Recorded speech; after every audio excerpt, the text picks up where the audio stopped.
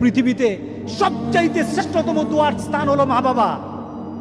ওই মা বাবা যদি হাত পাতে আরশ পর্যন্ত পৌঁছে যায়, ওই মা বাবা যদি বদদুয়া করে, পৃথিবীর সব তীর সব টার্গেট মিস হতে পারে, কিন্তু মা বাবার বদদুয়া কখনো মিস হয় না, কখনো মিস হয় না।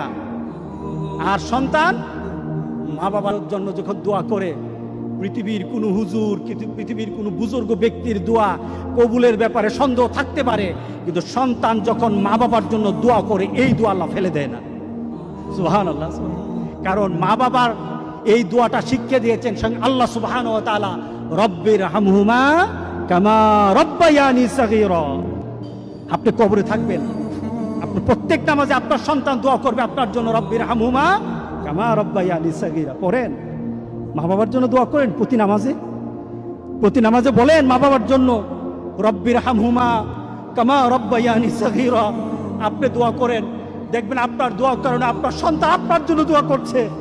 আপনাকে আল্লাহ যেন এমন সুযোগ করে দেয়, এমন কুলাঙ্গার সন্তান যেন আমাদের সন্তানগুলো আল্লাহ না বানায়। সবাই বলেন আল্লাহুম্মা আমিন।